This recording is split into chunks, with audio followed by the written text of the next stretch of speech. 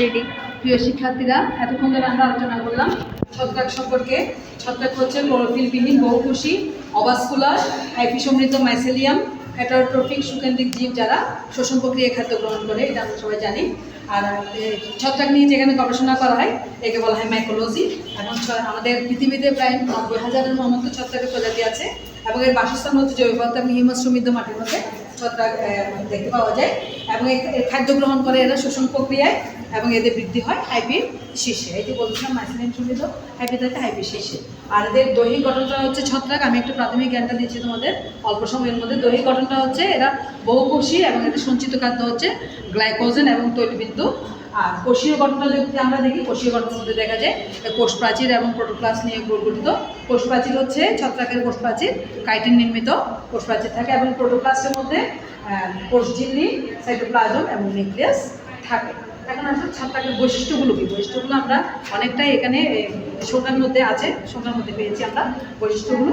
এখানে আসলে এটা হচ্ছে ক্লোরোফিল সমৃদ্ধ অসবুজ সুকেন্দ্রিক ভাস্কুলার টিস্যুনাইন কোষ প্রাচীর কাইটিন নির্মিত দিয়ে বিস্তার করে।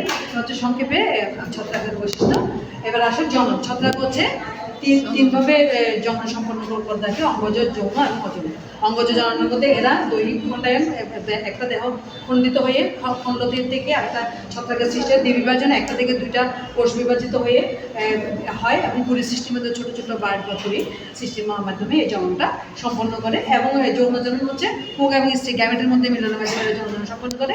আর অযৌন জননটা এরা স্পোর উৎপাদনের মাধ্যমে ছত্রাক জন্মটা সম্পন্ন করে। এখন আসলে ছত্রাকের অর্থনৈতিক গুরুত্ব। অর্থনৈতিক গুরুত্ব বললে আমাদের উপকারী এবং অপকারী দুইটা দিকেই আমাদের আলোচনা করতে হবে বা লিখতে হবে।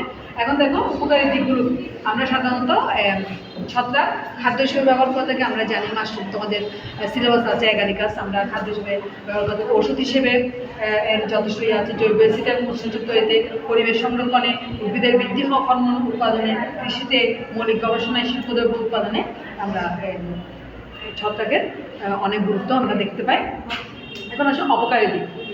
কিছু উপকার করলে তো অপকারও করতে থাকে। অপকার হচ্ছে এরা খাদ্যের পচন এবং বিষক্রিয়াতে সৃষ্টি করে এবং উদ্ভিদের রোগ সৃষ্টি করে, প্রাণীর বিভিন্ন রোগ সৃষ্টি করে এবং কাঠ বিনষ্টকরণ, বিভিন্ন ধরনের কাঠ বিনষ্টকরণে ছত্রাক করে, ছত্রাক জমে কাঠ বিনষ্ট হয়ে যায়। কাঠের পচন এবং ক্ষয় হয়।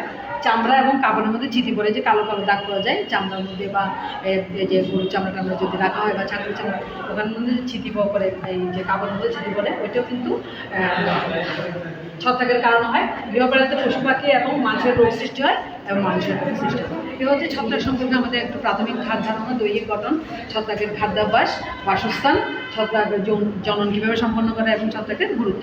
আগামী ক্লাসে তোমাদের মূল পয়েন্টে আমরা আসবো। আমাদের সিলেবাসে অ্যাগারিকাস আছে, অ্যাগারিকাস নিয়ে বিস্তারিত আলোচনা করবো।